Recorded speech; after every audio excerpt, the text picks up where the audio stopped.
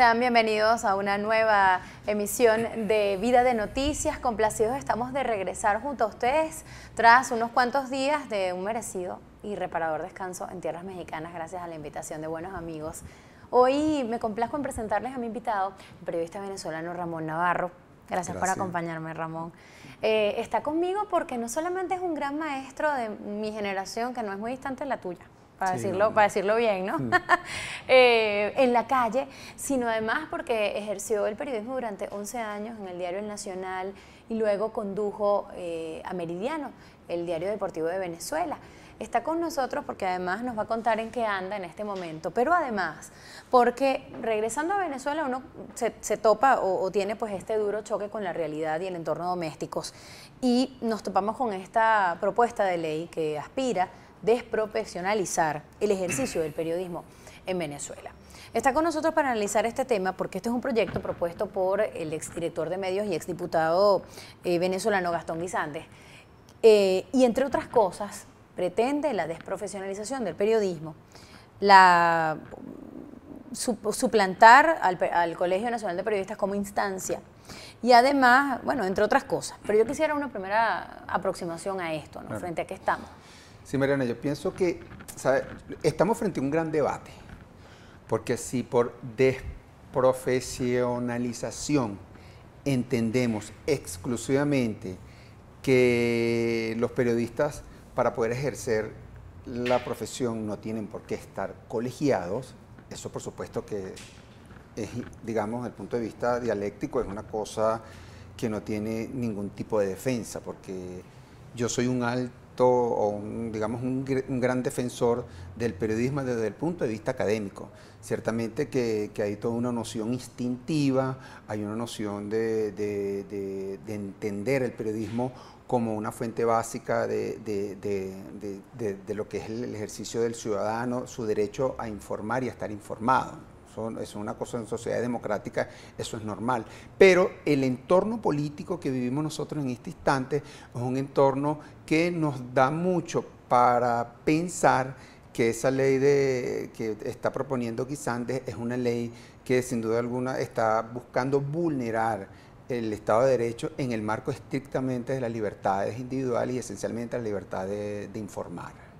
Tú te referías a que el periodismo está desprofesionalizado desde hace mucho tiempo y decías que son muchos quienes están en la calle en este momento ejerciéndolo sin ser periodistas. Sí. También ocurre, por ejemplo, con la locución, que muchas veces pueden entrevistar a personas sin necesariamente ser periodistas. Yo me pregunto, ¿realmente cuál es el riesgo de esto? Por ejemplo, cosas como el código de ética que a personas que no fueron formadas en la profesión no necesariamente les importa y pudieran estar incurriendo en informar con vicios.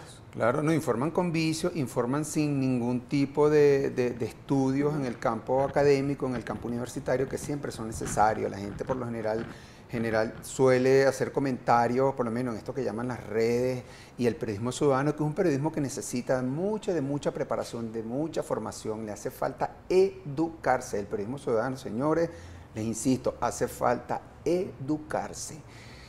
Otra cosa importante, el tema de la desprofesionalización. Yo insisto que lo que es la censura, la autocensura, la presión oficial sobre los redactores, la presión de los medios privados sobre los redactores también.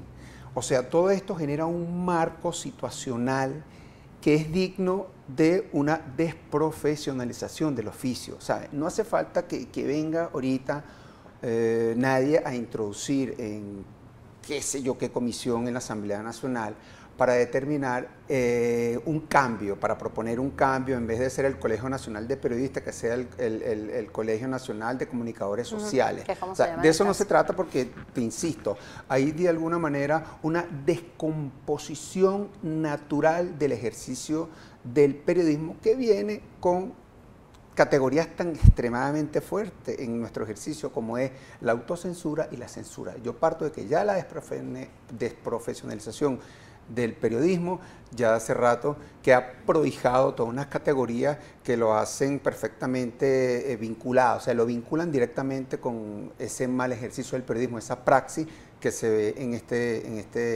digamos, en estos términos de desprofesionalización. Esta división que existe entre los venezolanos, Ramón, ha calado a todos los sectores, ha afectado a todos los sectores. En el caso del periodismo venezolano, enfrentamos nosotros una etapa muy dura, y es que ahora hablamos de los dignos y los indignos, los que se quedaron en un medio y los que se fueron.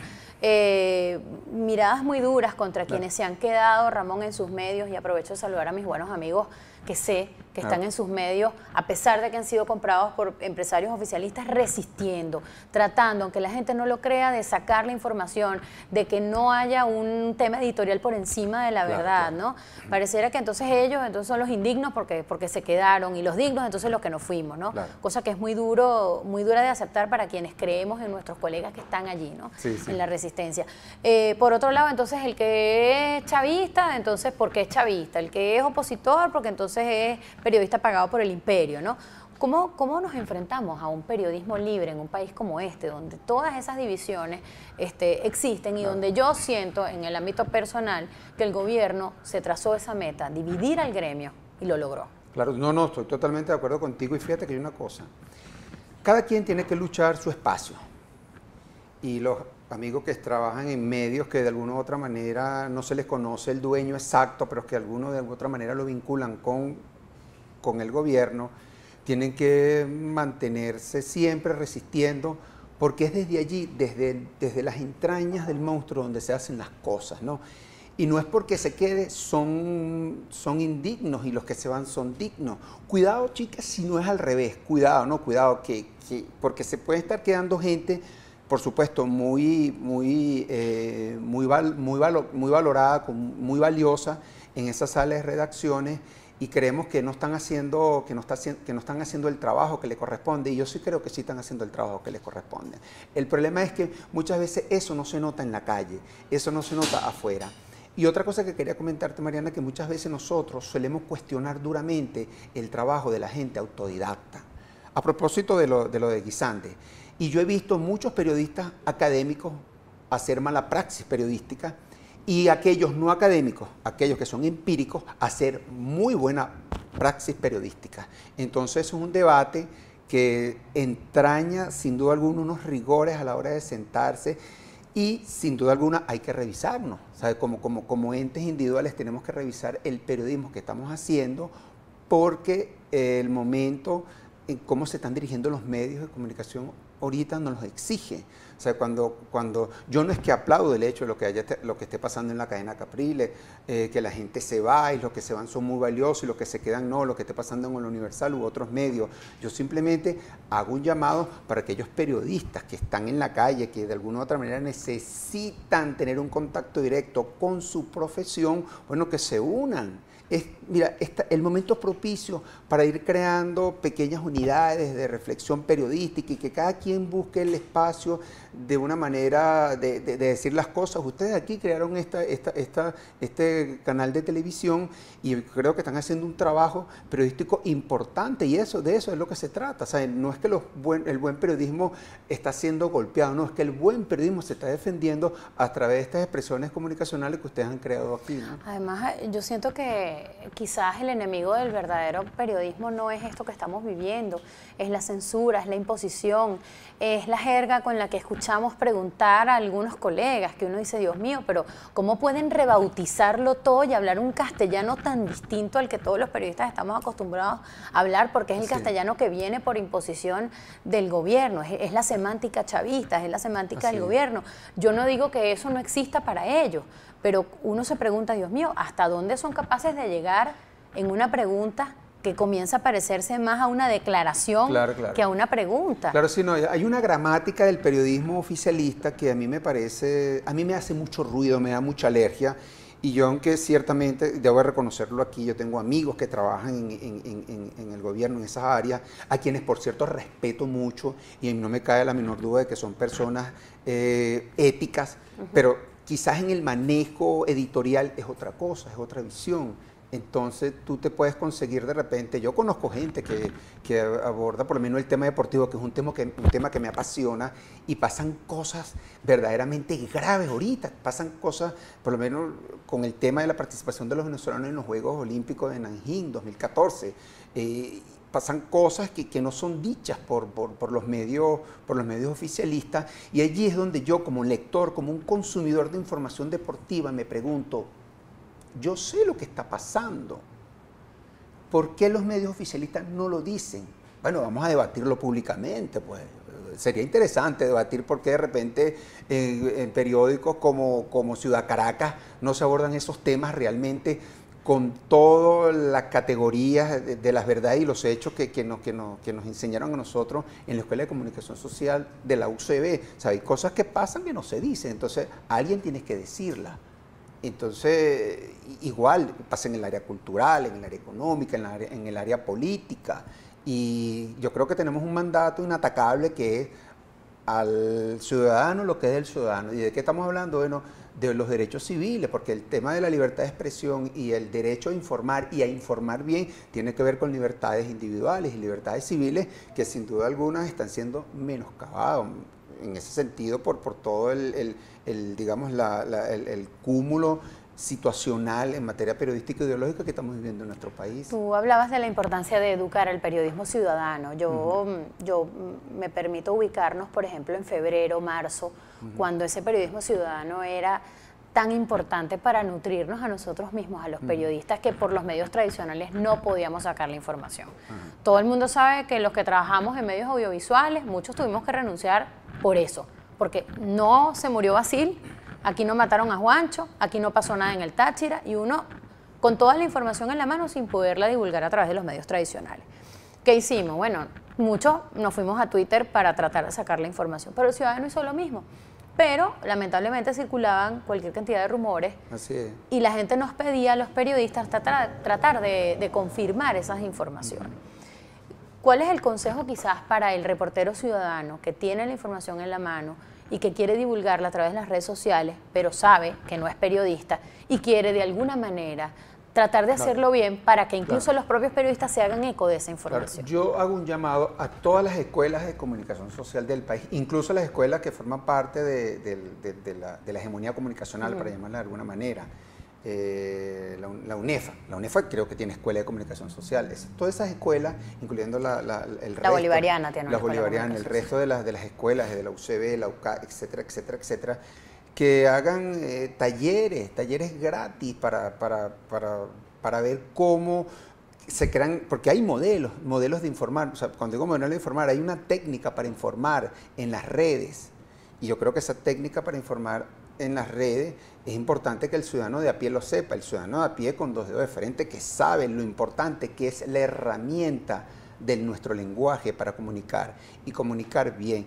Yo siempre he dicho, el límite de mi mundo es el límite de mi lenguaje. Y el periodismo ciudadano muchas veces es un periodismo muy limitado, que necesita educarlo. Yo no digo que sea malo, yo digo que le falta educación, le falta madurar, le falta como más presencia de elementos que realmente generen más matriz de opinión, porque la opinión nos sirve a todos nosotros, o sea, la opinión pública nos sirve a nosotros también para tomar una opinión muy específica en momentos determinados, y todo eso viene vía medios de comunicación. Y si esos medios de comunicación están viciados, entonces no nos queda otra, bueno, que ser una expresión de esas cosas que ya vienen viciadas. Y bueno, y lo más importante, bueno, es hacer énfasis en la necesidad de decir la verdad. O sea, yo creo que esas son cosas que tú no negocias. Sí, yo también creo que es muy importante a veces no menospreciar a la gente que te pasa una información, ¿no? Porque decimos, bueno, no, esto es un solo tweet que me llegó y la verdad que como nadie más lo ha hecho circular, entonces es mentira, o la gente suele restarle importancia, y resulta que de repente en esa zona ese era el único tuitero que consiguió una pequeña señal de internet para tuitear eso. Claro, Mariana, porque hay un principio en todo esto de las redes, que es que los tweets, los rumores, quiero decir, los rumores no se tuitean, los rumores se investigan. Y pobre de aquel periodista que por puro ego, y mira que eso es otro gran debate, que por puro ego se ponga a retuitear cosas que no han sido previamente confirmadas, Bueno, Nada más imagínate. que por no Y quedarse si es una por persona fuera. que tiene influencia, que tiene poder de decisión, que lo sigue mucha gente, imagínate el escándalo que eso genera.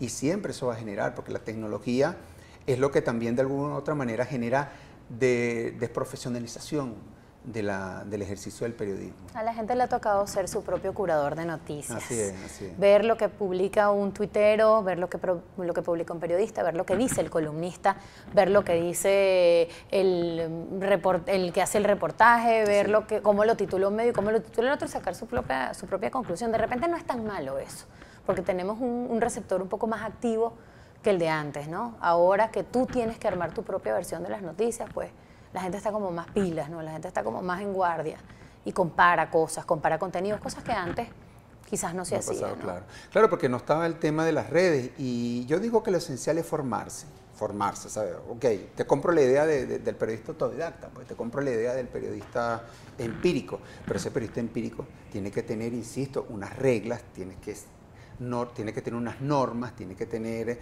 un mínimo de organización desde el punto de vista de qué géneros voy a trabajar yo en un momento determinado, porque si soy odontólogo y ahora quiero denunciar al presidente de la Federación XYZ, tienes que tener un mínimo de esencia discursiva, ¿no? Y unos elementos que sean lo suficientemente exactos como para que a quien le llegue esa información diga, caramba, aquí hay un trabajo serio, ¿no? Hay un trabajo serio porque se ha investigado. Pero por lo general no se investiga, sino que se lanza así, bueno, y la gente, y eso es viral, eso no se detiene.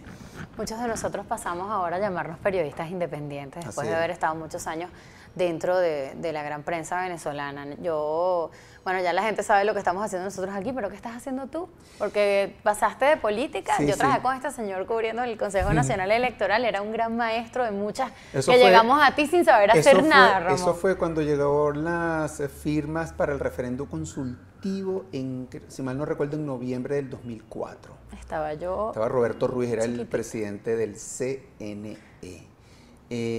Bueno, yo ahorita, después de haber pasado 7 años en el Diario de Caracas, 11 años en el Nacional, 2 años en Líder en Deportes y 3 años y medio como director del Diario Meridiano, estoy retomando un proyecto muy interesante que tiene que ver con el deporte, se llama Olímpicas, será una revista que nosotros en el 2008, yo asociado con otro periodista, con Ángela Raez, nosotros montamos una pequeña editorial única y exclusivamente para tratar temas deportivos, nuestra especialidad es el tema deportivo. Y bueno, logramos hacer 9 números, incluso uno de esos números lo llevamos junto con la gente de Cabe Libros, gracias al gran respaldo de Iván Diegues, el presidente de Cabe Libros, llevamos la revista número 9, estamos hablando en noviembre del 2011, a la Feria Internacional del Libro de Bogotá y tuvimos muy buena aceptación. Entonces estamos pendientes porque pensamos que podemos llevarla, si no este año, el año que viene. El número 10 de la revista Olímpica va a salir en octubre. Entonces estamos trabajando. Nos la vas a traer, ¿verdad? Sí, la vamos, no te quepa la menor duda. Entonces, bueno, estamos trabajando en eso, estamos trabajando también otros proyectos editoriales. Nosotros tuvimos ahorita el honor de hacerle al Comité Olímpico Venezolano la guía de medios de los Juegos Olímpicos de Nanjing 2014.